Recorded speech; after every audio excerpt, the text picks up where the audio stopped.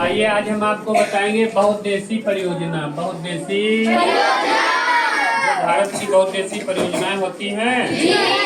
तो बहुउद्देशीय परियोजना किसे कहते हैं, किसी को मालूम है? तो सुनिए, बहुउद्देशीय परियोजना किसे कहा जाता है।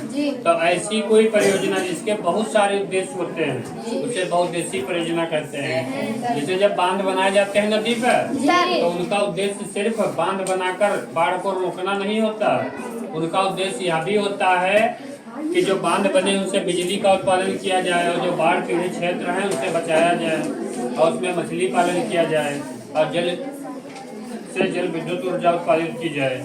तो उसी को बहुत उद्देशीय परियोजना कहा जाता है। फिर अगला हम प्रश्न देखते हैं कि भारत में जल नीति कब प्रारंभ हुई थी।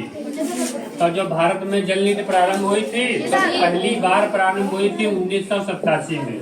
पहली बार कब प्रारंभ हुई? 1987 में प्रारंभ हुई। फिर 2002 में प्रारंभ हुई और फिर प्रारंभ हुई 2012 में।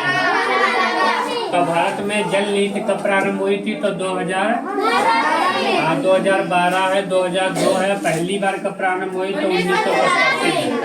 1987 में प्रारंभ हुई। फिर नेक्स्ट क्वेश्चन देखिए कि भारत में नहरों से सिंचाई करने पर भूमि कैसी हो जाती है, मतलब भूमि पर क्या प्रभाव पड़ता है। जो भूमि होती है वो लवणीय हो जाती है, बेकार हो जाती है। जब नहरों के द्वारा सिंचाई की जाती है तो वहाँ की भूमि जो है बंजर हो जाती है। लगातार पानी पहुँच गया तो भूमि बेकार जाएगी। जैसे पंजाब में 5 नदियाँ बहती हैं, पंजाब में 5 नदियां हैं, तो वहाँ की बहुत जल्द ही जो भूमि है वो लवणीय हो जाएगी कुछ ही दिनों में।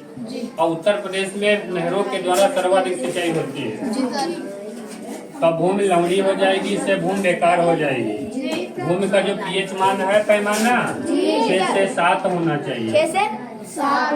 पीएच पैमाना 6 से 7 होना चाहिए। अगला देखते हैं, महात्मा गांधी जल शक्ति परियोजना किस राज्य में है। तो महात्मा गांधी जल शक्ति परियोजना किस राज्य में है? कर्नाटक में है। कर्नाटक की राजधानी बेंगलुरु है और कर्नाटक काफी उत्पादन में 1 नंबर पर है और पहली बार काफी यहीं बोई गई थी। और रेशम उत्पादन में भी पहले नंबर पर है और रेशम भी पहली बार यहीं बोया गया था। इसीलिए रेशम नगरी बेंगलुरु को बोलते हैं। इलेक्ट्रॉनिक नगरी भी कहा जाता है। बेंगलुरु को इलेक्ट्रॉनिक नगरी कहते हैं। और सबसे पहले काफी बोई गई थी बाबा बुदन की पहाड़ी पर। अगला देखते हैं, तो कर्नाटक में किस नदी पर है? शरावती। तो महात्मा गांधी जल शक्ति परियोजना किस नदी पर है? शरावती नदी पर। अच्छा, यहीं पर जो है जोग जलप्रपात है। जोग जलप्रपात किस राज्य में है? कर्नाटक में।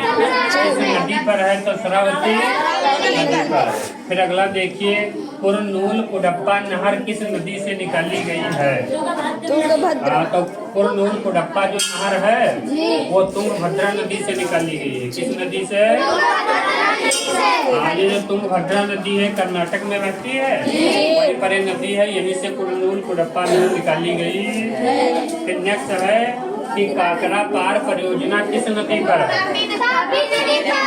तो काकरा पार परियोजना किस नदी पर है?